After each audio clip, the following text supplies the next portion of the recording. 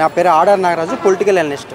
ఓకేనా. ఈరోజు ఏదైతే భారత్ అదేవిధంగా పాకిస్తాన్ ఈ రెండు దేశాల మధ్య ఏదైతే ఉధృత వాతావరణం ఉందో, భారతదేశం ఏదైతే భారత సైన్యం అదేవిధంగా భారత ప్రభుత్వం రాజకీయ పరంగా అదేవిధంగా యుద్ధనీతి రెండు అంశాలను కూడా చాలా బలంగా వ్యవహరిస్తుందని మనం చెప్పుకోవచ్చు. అదేవిధంగా పాకిస్తాన్లో కూడా రాజకీయ సంక్షోభం ఏర్పడింది. పాకిస్తాన్ ప్రధానమంత్రి కూడా రాజీనామా చేసే అవకాశం ఉంది. ఎందుకంటే గతంలో ఎందుకంటే గత 2 నెలల నుంచి పాకిస్తాన్లో ఆర్థికపరమైన సంక్షోభం ఉంది. అదేవిధంగా ఏదైతే సింధు నది జలాల అంశం ఏదైతే ఉందో, ఈ సింధు నది జలాల అంశం ఏదైతే ఉందో ఇక్కడ పాకిస్తాన్కి వాటర్ వెళ్లకుండా ఆపడం జరిగింది. అదేవిధంగా గతంలో భారతదేశం మీద పాకిస్తాన్ వాళ్ళు అనేక సార్లు దాడి చేసినా సరే ఏసారి కూడా భారతదేశం సింధు జలాలని ఆపలేదు. కాబట్టి ఈరోజు కూడా ఏదైతే ఈ సింధు జలాల ఒప్పందం అంశం ఏదైతే ఉందో, ప్రపంచ బ్యాంకు మధ్య జరిగిన ఒప్పందం, ఈ బ్యాంకు అంశం కూడా ఈరోజు ప్రపంచ బ్యాంకు కూడా సింధు జలాల అంశం మీద ఖచ్చితంగా అంటే ఏ రకమైన కండిషన్ ఇవ్వలేకపోతుంది, ఏ రకమైన ఆర్డర్ కూడా ఇవ్వలేకపోతుంది.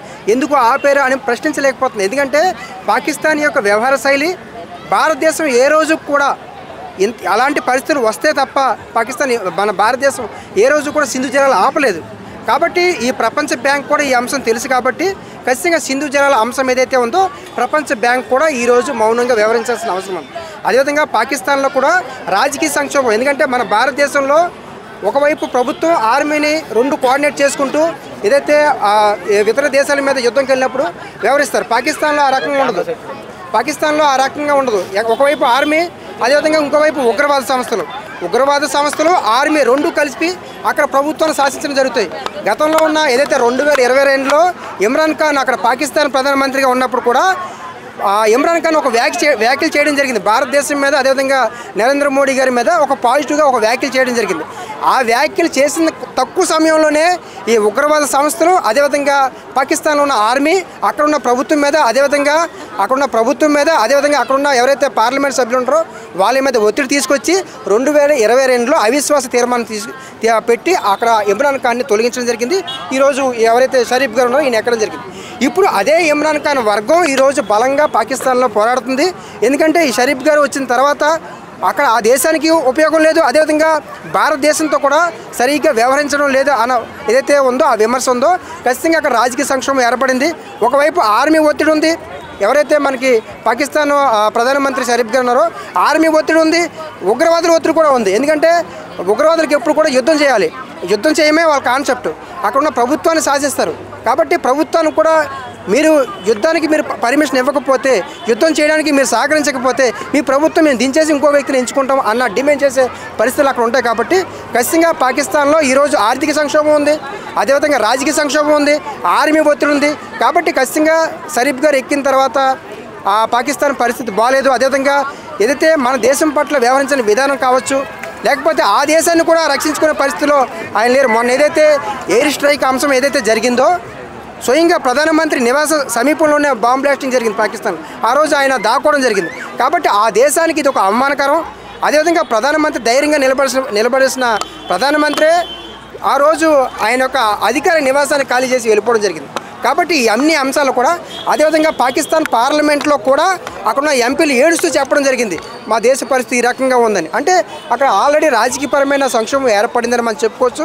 ఖచ్చితంగా షరీఫ్ గారు రాజీనామా చేసే పాకిస్తాన్ ప్రధానమంత్రి షరీఫ్ గారు రాజీనామా చేయాల్సిన అవసరం పరిస్థితులు ఏర్పడ్డాయి. ఖచ్చితంగా ఇప్పుడే కాకపోయినా సరే ఖచ్చితంగా ఆ ఒత్తిడి అయితే మాత్రం గత 15 రోజుల నుంచి ఉంది. కాబట్టి ఖచ్చితంగా పాకిస్తాన్లో రాజకీయ సంక్షోభం ఏర్పడింది, ఆర్థిక సంక్షోభం ఏర్పడింది. అదేవిధంగా నిన్న మనం గమనించినట్లయితే మాత్రం IMF ఇంటర్నేషనల్ మానిటరీ ఫండ్ సంస్థ ఏదైతే ఉందో అది 8,300 కోట్ల రూపాయలు పాకిస్తాన్కి శాంక్షన్ చేయడం జరిగింది. ఈరోజు MIM అసదుద్దీన్ ఓవైసీ గారు కూడా దాని మీద చెప్పారు. యుద్ధం పోయిన తర్వాత ఆ దేశాలకు ఏదైనా నష్టం కలిగినప్పుడు ఖచ్చితంగా ఈ ప్రపంచ బ్యాంక్ కావచ్చు, ఇలాంటి IMF కావచ్చు ఇవ్వచ్చు.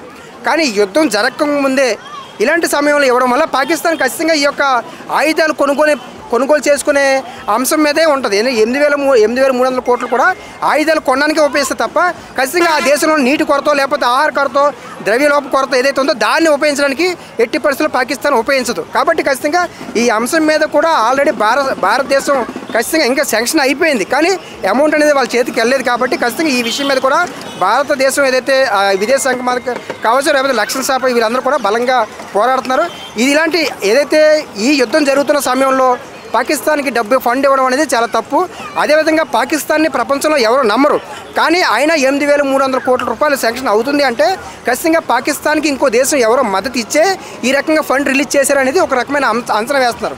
కాబట్టి పాకిస్తాన్ వ్యవహార శైలి ఏదైతే ఉందో ఈరోజు, అదేవిధంగా మొన్న జరిగిన ఐక్యరాజ్య సమితి మండల సమావేశంలో కూడా ఐక్యరాజ్య సమితి కూడా కీలకంగా వ్యవహరించింది. ఏదైతే భారత్ పాకిస్తాను అంశాలు ఏదైతే ఉన్నాయో, ఈ భారత్ పాకిస్తాన్ అంశం ఏదైతే ఉందో ఖచ్చితంగా ఇది 2 దేశాలు సరిదిద్దుకోవాలి తప్ప అది మేము ఒత్తిడి తీసుకొచ్చి చేసేది కాదు. 2 దేశాల మధ్య ఉన్న ఏదైతే అంశం ఏదైతే ఉందో అది ప్రపంచానికి మంచిది కాదని చెప్పడం జరిగింది. అదేవిధంగా చాలామంది అంటున్నది ఏంటంటే ఐక్యరాజ్య సమితి ఎందుకు జోక్యం చేసుకోవట్లేదు, ఐక్యరాజ్య సమితి ఎందుకు జోక్యం చేసుకోవట్లేదని చెప్పడం జరిగింది. ఒకసారి మనం గమనించేట్లయితే మాత్రం ఐక్యరాజ్య సమితి చాలాసార్లు జోక్యం చేసుకోవడం జరిగింది. 1965లో కూడా భారతదేశంలో భారత్ పాకిస్తాన్ యొక్క యుద్ధం జరిగినప్పుడు 1965లో కూడా ఐక్యరాజ్య సమితి జోక్యం చేసుకుంది. అప్పుడు ఒక ఒప్పందం చేయడం జరిగింది.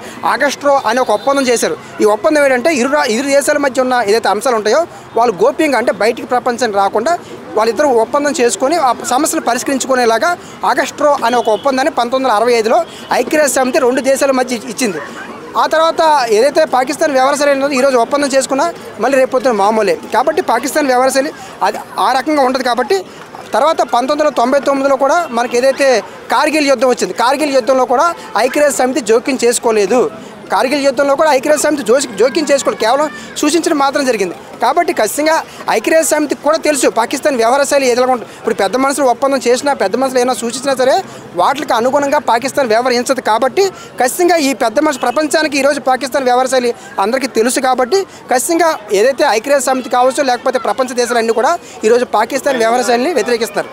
అదే అండి, పాకిస్తాన్కి ఇంత ఫండ్ ఇప్పుడు వచ్చింది అంటే ఖచ్చితంగా పాకిస్తాన్ వెనకాతల ఇంకెవరైనా దేశం ఖచ్చితంగా సపోర్ట్ చేసి హామీ ఇచ్చే తీసిందని అనుకుంటున్నాం. ఎందుకంటే పాకిస్తాన్ని ఈరోజు నమ్మడానికి లేదు. పాకిస్తాన్ని మనమే కాదు, ప్రపంచ దేశాలు నమ్మట్లేదు. ఎందుకంటే గత 10 సంవత్సరాల నుంచి పాకిస్తాన్ వ్యవహరిస్తున్న వ్యవసాయాలు ఏదైతే ఉందో ప్రపంచం సంబంధించిన అనేక ప్లాట్ఫామ్లో పాకిస్తాన్ కోసం చెప్పడం జరిగింది. కాబట్టి పాకిస్తాన్ పూర్తిగా ఈ ఫండ్ ఏదైతే వచ్చిందో ఖచ్చితంగా ఇది యుద్ధాల కోసం, యుద్ధ సామాగ్రి కోసమే ఉపయోగిస్తే తప్ప ఖచ్చితంగా ఆ దేశం కోసమో, ఆర్థిక పరిస్థితుల కోసమో వస్తుందని చెప్పి మేము అనుకోవట్లేదు. అదేవిధంగా ప్రపంచ దేశాలు కూడా అలా అనుకోవట్లేదు. భారతదేశం కూడా ఈ యొక్క ఏదైతే ఫండ్ రిలీజ్ చేస్తారో ఈ అంశం మీద క్లారిటీ ఇవ్వమని అడుగుతున్నారు. ఇప్పుడు ఆయుధాలతో ఇండియా మీద అటాక్ చేసే ఛాన్స్ ఉందా? అది నేను అంటుంది. ఇప్పుడు ప్రపంచంలోనే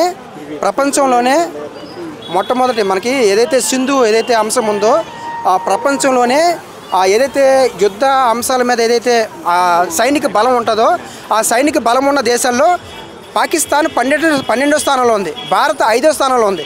అంటే భారత్ యొక్క సైన్యం అనేది 5వ స్థానంలో ఉంది, పాకిస్తాన్ ర్యాంక్ 12వ స్థానంలో ఉంది.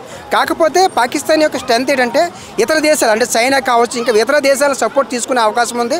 ఇతర దేశాలు కూడా డైరెక్ట్గా మద్దతు ఇవ్వట్లేదు, ఇండైరెక్ట్గా మద్దతు ఇస్తున్నాయి. కాబట్టి ఖచ్చితంగా పాకిస్తాన్ ఆ రకమైన వ్యవహార శైలి ఉంది. ఖచ్చితంగా నిజంగా పాకిస్తాన్కి నిజంగా ధైర్యం అంటే సైన్యంతో యుద్ధం చేయాలి. కానీ మన దేశంలో నిరాయుధాయులు అంటే ఆయుధాలు లేని వ్యక్తుల మీద పాకిస్తాన్ యుద్ధం చేస్తుంది, అమాయకుల మీద. ఇది ప్రపంచ దేశాలన్నీ గుర్తిస్తున్నాయి. మొన్న కూడా ఇజ్రాయేల్ రాయబారి అయినటువంటి ఆ వ్యక్తి కూడా, ఇజ్రాయేల్ రాయబారి ఆ వ్యక్తి కూడా చెప్పాడు, భారత్ మీద దాడి జరిగినప్పుడు భారత్ ఖచ్చితంగా అవతల ఏదైతే వాళ్ళ సెల్ఫ్ డిఫెన్స్ కోసం ఖచ్చితంగా పాక్ మీద దాడి చేసే రైట్స్ భారత్కు ఉంటాయి అనే విషయం ఇజ్రాయేల్ రాయబారి చెప్పడం జరిగింది. కాబట్టి ఖచ్చితంగా ప్రపంచ దేశాలకు అన్నింటిలో కూడా పాకిస్తాన్ వ్యవహార శైలి తెలుసు. కాబట్టి అదేవిధంగా భారతదేశం ఏదైతే గైడెన్స్ ఇస్తుందో అదేవిధంగా ఆర్మీకి కూడా అందరూ మద్దతుగా నిలవాల్సిన అవసరం ఉంటుంది. అదేవిధంగా మన తెలుగు జవాన్లు కూడా 2-3 చనిపోవడం జరిగింది. వాళ్ళు ఖచ్చితంగా సానుభూతి ప్రకటిస్తున్నాం. ప్రభుత్వాలు కూడా వాళ్ళకి ఆదుకోవాల్సిన అవసరం ఉంటుంది, అన్ని రకాలుగా సపోర్ట్గా నిలవాల్సి ఉంటుంది. ప్రజలు కూడా ఆర్మీకి కేంద్ర ప్రభుత్వం గైడెన్స్కి పాటించాల్సిందిగా కోరుతున్నాం. Thank you.